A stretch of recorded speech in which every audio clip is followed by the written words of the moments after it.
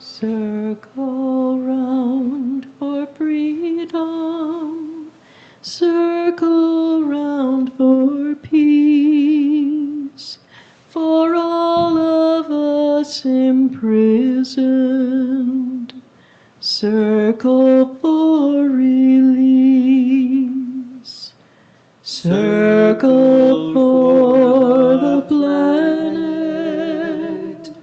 circle for each soul, for the children of our children. Keep the circle whole. Circle round for freedom, circle round for peace, for all of us imprisoned, circle for release, circle for the planet, circle for each soul, for the children of our children. Keep the circle whole. Good morning.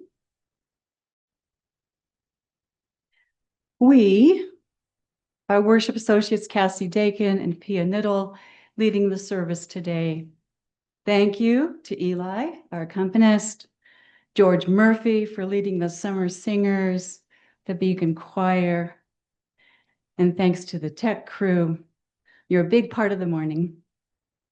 Today's message is inspired by World Humanitarian Day, which is observed on August 19th, because on this date in 2003, a bomb exploded in a Baghdad, Iraq hotel, a United Nations headquarters, killing 22 UN representatives and aid workers.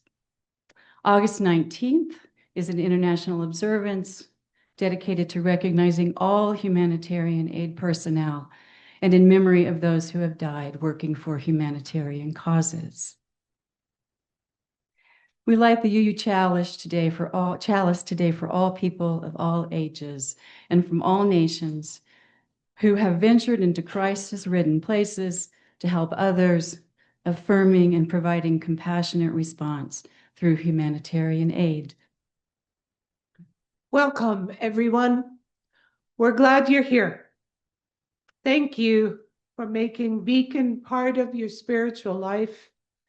Beacon and Flagstaff sit at the base of the San Francisco Peaks, mountains sacred to Native people in Arizona and the Four Corners region.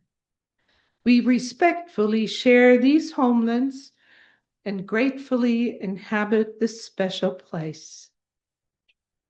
Beacon is spiritually open and intentionally inclusive.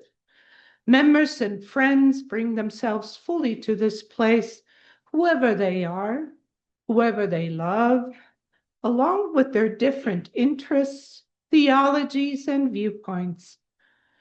At Beacon, we convene around a common desire for meaningful community and spiritual growth, while we explore religious and spiritual ideas in a flexible framework. Membership in this congregation is open to anyone who chooses to walk with us in love, in the search for truth and pursuit of justice. We routinely state the mission and covenant of Beacon, and in line with today's focus on global cooperation and humanitarian aid, we remind ourselves that Unitarian Universalism is a living tradition built on pluralism that draws from worldwide, faith-based, prophetic, experiential, humanist, and earth-centered sources. This congregation is informed and inspired always by this foundation. Furthermore, Beacon, as a member of the worldwide UU Association, is a community of practice built on 8 common principles: 3 of which support the ethics of humanitarian aid and action. These 3 principles affirm the inherent worth and dignity of every person. I thought I'd get farther in before I broke down. Justice, equity, and compassion in human relations, and the goal of world community with peace, liberty, and justice for all. Take a moment and picture a humanitarian aid worker in the line of duty.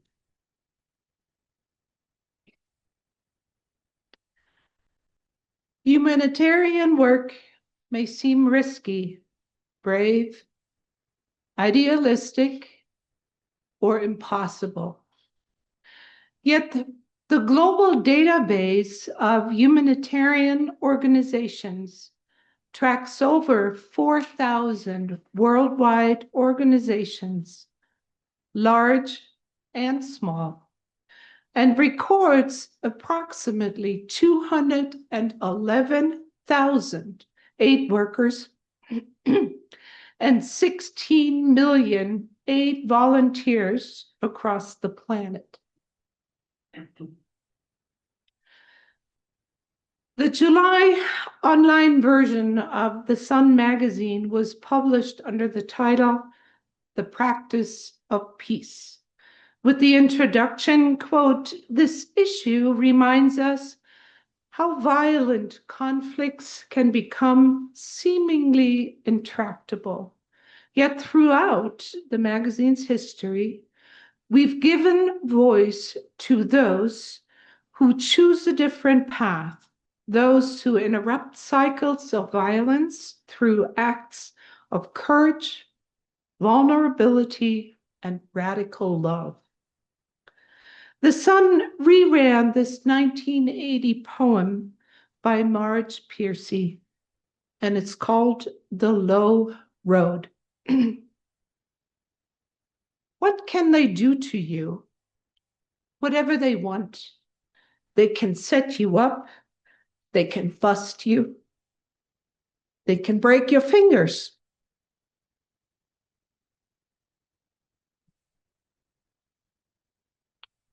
They can burn your brain. Sorry. It's all your fault. burn your brain with electricity, blur you with drugs till you can't walk. It's okay. Can't remember. They can take your child, wall up your lover. They can do anything. You can't stop them from doing. How can you stop them? Alone you can fight. You can refuse. You can take what revenge you can, but they roll over you. But 2 people fighting back to back can cut through a mob, as snake dancing file can break a cordon. An army can meet an army. 2 people can keep each other sane, can give support, conviction, love, massage, hope, sex. 3 people are a delegation, a committee, a wedge. With 4, you can play bridge and start an organization.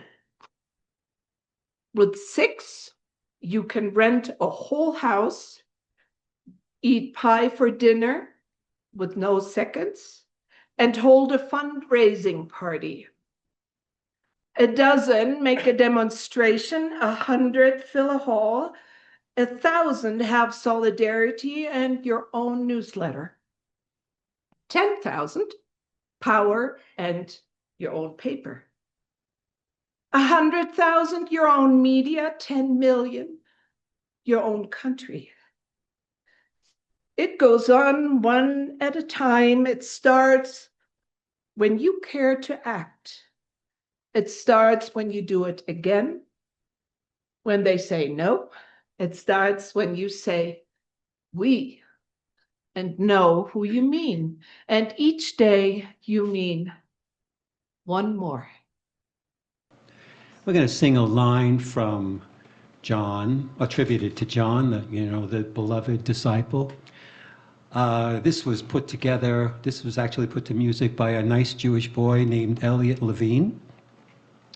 And we're going to sing today in German, in French, in Spanish, and English.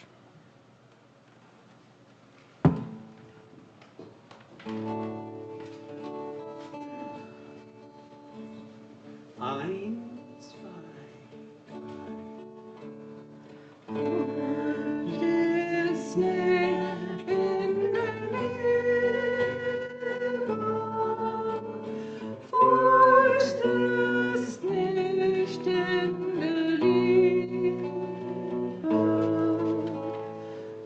sondern die völlige Liebe treibt die Furcht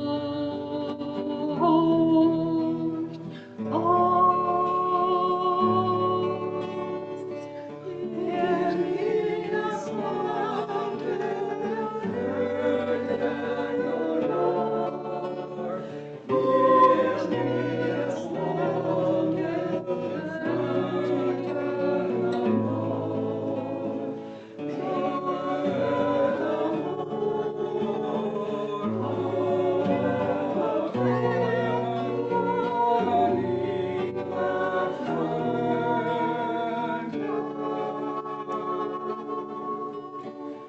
En el amor,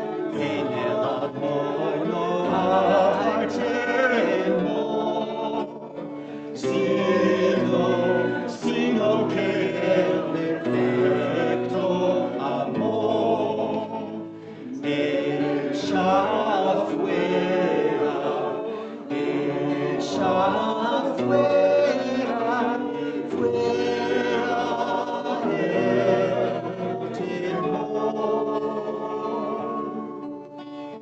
There is no fear in love, There is no fear in love, But perfect love casts out fear, but perfect love casts out fear. There is no fear in love. There is no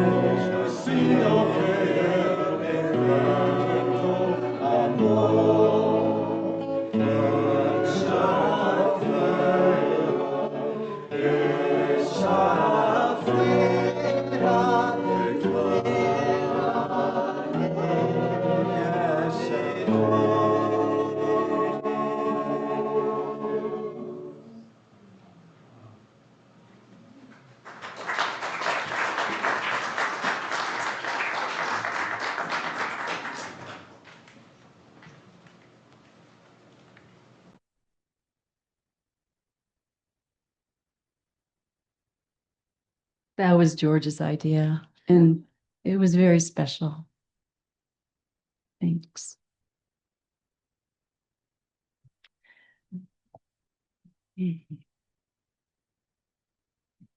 This service was proposed at a Worship Associates summer meeting. We were planning, and there were some gaps in August, and I found that World Humanitarian Day is this month, and it has been for a lot of years. I needed and wanted to learn more, and I imagined that you could learn more too. And I didn't realize how hard this would be to pull together and to absorb. How could I do this justice? Where would I begin? Frankly, it's easier to turn away. Yet here we are. Thank you. There is a lot of bad news. The world is chaotic and divided, violent, even more than I knew or expected. The numbers are outrageous and heart-wrenching. The millions suffering, the billions of dollars needed to keep aid flowing, and the money is not flowing. The good news, though clouded, is that many millions of people dedicate themselves every day with the resources they do have to help the many more millions of people in crisis. As background, in 1948, the Universal Declaration of Human Rights was adopted by 48 voting nations of the United Nations General Assembly. And a list of those rights is spread around on the chairs. You might want to take one with you. This declaration remains the milestone document protecting human rights everywhere. From this grew 70 human rights treaties and subsequent UN resolutions regarding humanitarian responsibilities and core principles. The 4 principles of humanitarian work are humanity, neutrality, impartiality, and independence. These make up the widespread humanitarian code of conduct for the UN, the International Red Cross, the Red Crescent Movement, and non-governmental organizations in aid and disaster relief worldwide. To be more specific, humanity is a universal commitment to address suffering and help those who are most vulnerable. Neutrality states that humanitarian aid workers won't favor any side in war or conflict. Impartiality ensures that aid is available to all in need without discrimination. Independence allows humanitarians to work outside political, economic, and military authority. After the Baghdad bombing, UN World Humanitarian Day was designated in 2009 and aimed to increase public awareness about humanitarian assistance activities worldwide and the importance of international cooperation in this regard, and to honor all humanitarian and United Nations and associated personnel who have worked in the promotion of the humanitarian cause and those who have lost their lives in the pursuit. Too many have lost their lives. Delivering humanitarian aid is an increasingly dangerous endeavor, and a 2024 report from the UN Office of Coordinated Humanitarian Affairs, OCHA, states that last year, by November, was the deadliest on record for aid workers, 281 killed globally, a grim milestone. The Gaza conflict drove the surge in deaths, but workers were killed in many countries. A statement from the UN in Geneva implored all nations at the time, those in power must act for humanity and ensure the protection of humanitarians. They work courageously and selflessly amidst high levels of violence, kidnappings, injuries, harassment, and arbitrary detention. On April 25th, 2024, at the National Cathedral in Washington, D.C., the World Central Kitchen community convened to celebrate and mourn 7 aid workers 3 weeks after they were killed by Israeli airstrikes in Gaza. Said Chef Jose Andreas, the founder of the World Kitchen, they risked everything to feed people they did not know and would never meet. In the worst moments, the best of humanity can show up. Andreas then read their names: Palestinian, Saifeddin, Safi, Issam, Ayad, Abu Taha, John Chapman of Britain, Jacob Flickinger of the US and Canada, Lal Zawmi Frankum of Australia, Britain's James Henderson and James Kirby, and Damian Sobol of Poland. So maybe picture a scale. On one side, humans can and do go to extremes to make other humans suffer. On the other, we do go the opposite by supporting people in dire need in areas affected by conflicts or disasters, by ensuring that their most basic needs such as food, water, shelter, and protection are met, including protection against brutality and violence. This is one definition of a humanitarian. Maybe imagine that side tipping the scale. In addition, on the ground, humanitarian workers witness forms of discrimination, indignity, oppression, and cruelty to the vagaries. They're witness to the vagaries and extremes of natural disasters. And in the worst cases, as we see, human-caused atrocity. Humanitarian workers are protected under the Geneva Conventions, a series of international treaties to safeguard those not involved in war or conflict.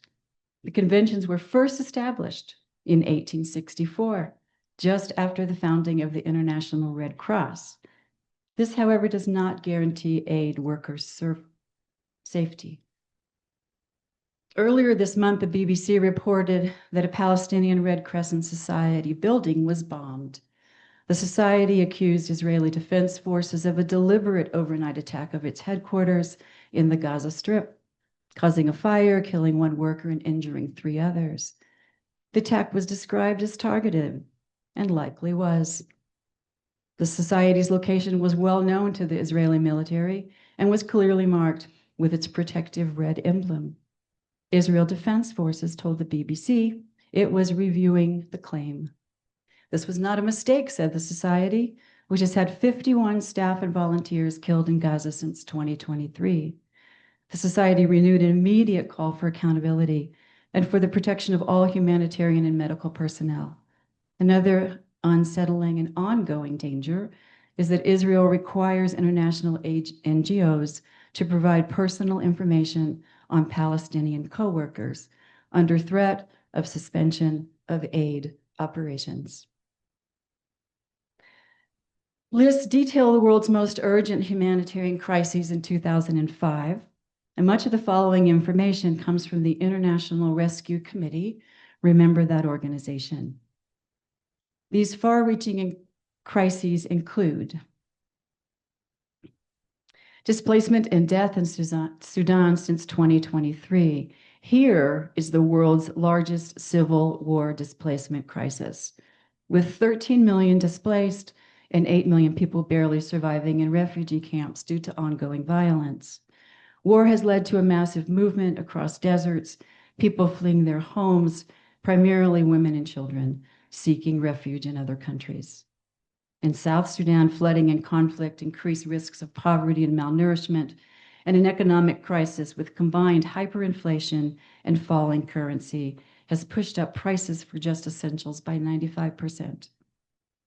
The occupation of Palestine and the ongoing forced displacement of nearly 2 million people, escalated by the 2-year war between Israel and Hamas, and the destruction of cities, towns, homes, and infrastructure, and there is no end in sight. Palestinians in Gaza are today crowded into 14% of the land they once called home. Famine and death from starvation grow daily and require immediate aid and flow of supplies, while smear campaigns against humanitarian agencies increase. Since October 2023, over 500 humanitarian aid workers and close to 2,000 journalists, including 5 from Al Jazeera last week, they've been killed in Gaza. Aid agencies sound the alarm that the situation in Gaza is soul-searing and beyond catastrophic. 14 years of internal conflict in Syria, authoritarian regime, disease outbreak, and widespread destruction. Deaths and displacement of 14 million Syrians have left 90% of its people living in poverty. There's escalating violence in Haiti. Children are engaged in gang violence. There's sexual assault, political dysfunction, disease outbreak, including cholera, and economic and social chaos. In Haiti, which for decades has been the poorest nation in the Western Hemisphere. Internal conflict, cyclones, floods, and ruined health and sanitation systems, and increased violence from military takeover have displaced 3 million people in Myanmar. Multiple crises of disease, drought, floods, military sieges, conflict on multiple fronts, food insecurity and displacement. In Mali, Somalia, Burkina Faso, Mozambique, and really too many African countries to just name, keep these nations on emergency watch lists. Occupied Ukraine, in its third year of war with Russia, continues to withstand bombings that level homes, result in civilian casualties, destroy civic infrastructure, and over 16 million Ukrainians are either internally displaced or have fled the country. Ukraine is not officially included on urgent humanitarian need lists, but has continuously received international aid for food, shelter, healthcare, and other essential services. Enough, right? I'll stop. But know that an estimated 300 million people are in need of life-saving aid across 72 countries. Today's humanitarian crises are further compounded by hyperinflation. This impacts food security, results in supply shortages. Then there are blockades of personnel and supply delivery. Aid work is stretched beyond capacity and is seeing significant declines in international funding. How big is this shortfall? Early this month, OCHA, the Office of Coordinated Humanitarian Affairs, released funding numbers for aid in 2025 to date, reporting that more than halfway through the year, the humanitarian funding landscape remains dire. Less than 17% of the $46 billion required to meet global humanitarian needs has been received, an alarming 40% drop compared to the same time last year. Because of this, for Syria alone, OCHA launched an extension of its 2025 humanitarian response priorities, appealing for approximately $3 million more to support 10 million people for the months July through December. An inadequate solution, but some relief for some Syrians. This is an interesting case in point. With limited funds, where are they located or allocated? And there's a snapshot again from the International Relief Committee. The IRC was established in 1933 by Albert Einstein and a small group of humanitarians. It remains active today. Numbers in 40 countries and 28 US cities. Those cities include Phoenix and Tucson, where they help refugees, immigrants, asylum seekers, victims of human trafficking and torture to rebuild their lives. The IRC has an annual operating budget of $1.6 million. You heard right, 1.6 million. The full IRC report, which I used previously on the areas of greatest concern in 2025, describes the extent of humanitarian work both done and left undone. So there's what we're doing and what we need to do.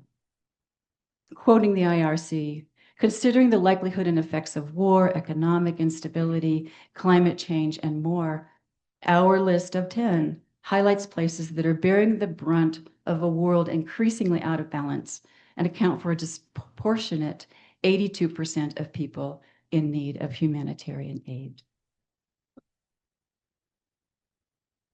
We cannot avoid this next question. What is the international perspective on the role the US has in protecting human rights around the world? The UN Human Rights Council published these statements a few weeks ago, just on July 31st.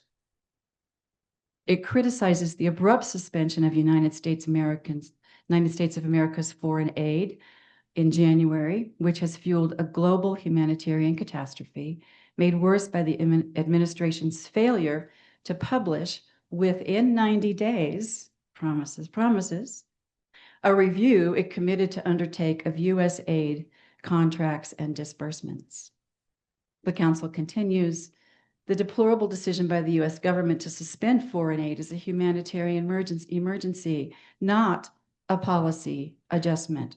There is no transparency, accountability, clear justification for opaque decisions that will ultimately cost millions of lives. They conclude, the US as a cornerstone of global development is derailing decades of progress in poverty eradication, and leaving the world's poorest people to suffer. We urge the U.S. to recommit to the international human rights system it played such a central role in creating those declarations that are on the chairs. The U.S. should restore critical funding immediately. So, you found yourself in a UU congregation this morning, and I'll guess you believe in what I now call justice-seeking humanitarianism. But know that the forces against justice-seeking humanitarianism are big and have momentum. Umberto Pellecchia, anthropologist and researcher with Médecins Sans Frontières, Doctors Without Borders, offers his insight on aid and policy in the online journal, The New Humanitarian. His caution concerns the great replacement conspiracy. And he says, when race becomes a reason not only for discrimination, but for denying basic aid, the whole framework of humanitarian neutrality is at risk. He criticizes and debunks this conspiracy as an unfounded hoax. It ignites fear, it's spreading across the world and sinking its roots into Europe and the US.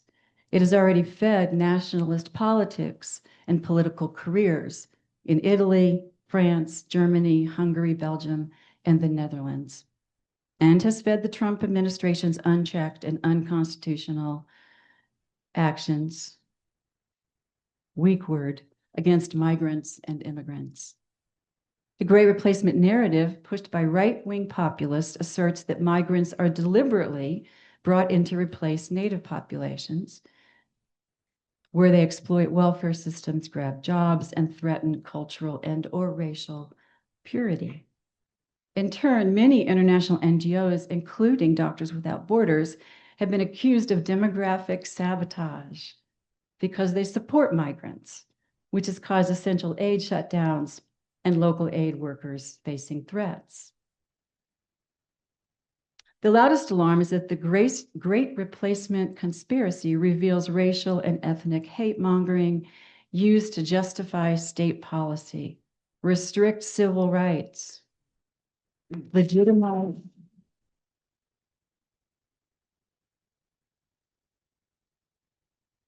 Yeah, no, that was appropriate.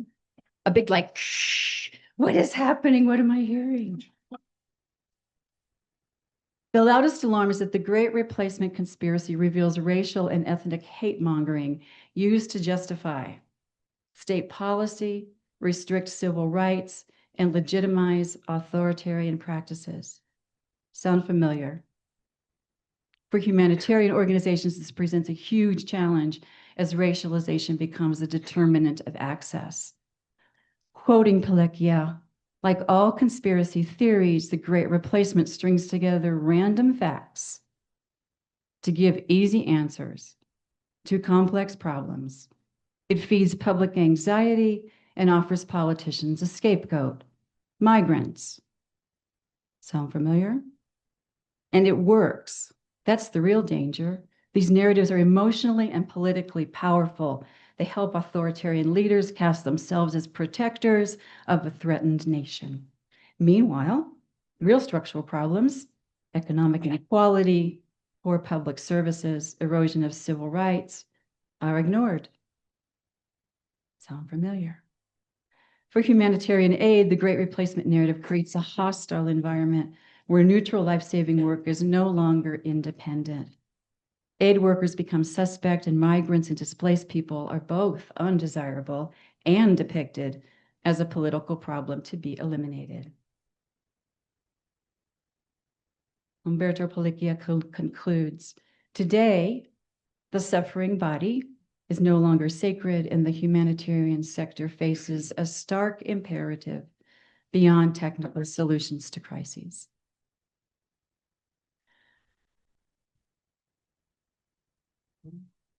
Helping suffering people must today hurdle history, politics, nationalism, economic chaos, and xenophobia. And you can add your own to the list.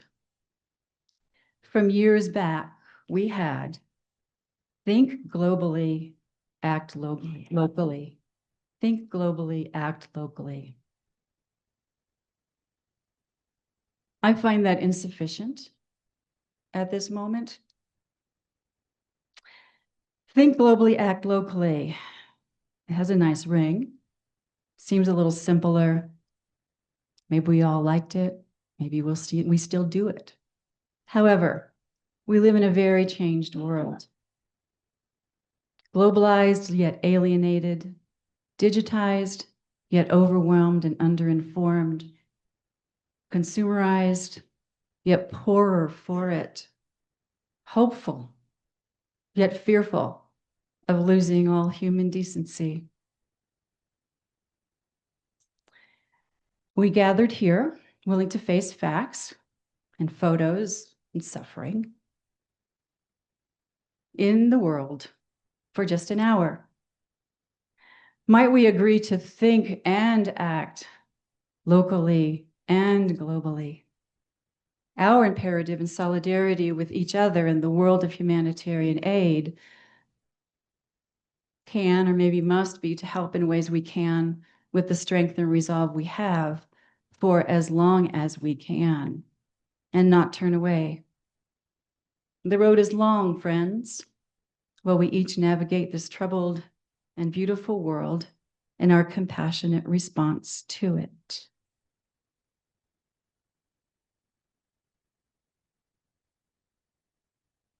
Our closing hymn together is Kumbaya. So I picture myself as a camp counselor at Girl Scout camp with my guitar, singing this to, 9-year-olds, 11-year-olds. It's a good song. It's a good song to sing together. So please stand as you are willing and able, and if you want to join hands, that's lovely. And the words we'll be using are right up here. Sing loud, like you mean it. Come by here. I don't know if we're accompanied on the piano or the guitar or both. Thank you, Eli.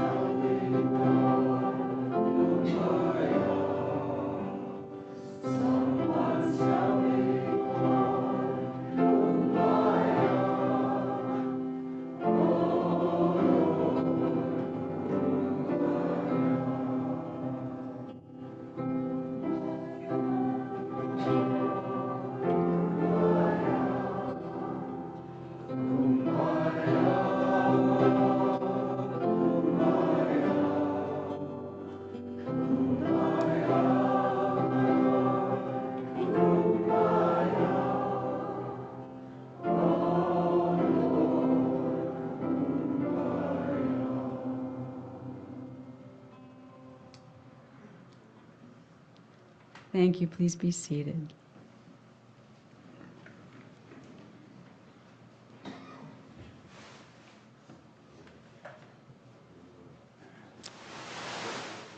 So as we extinguish the chalice and remember these words on Tuesday, August 19th,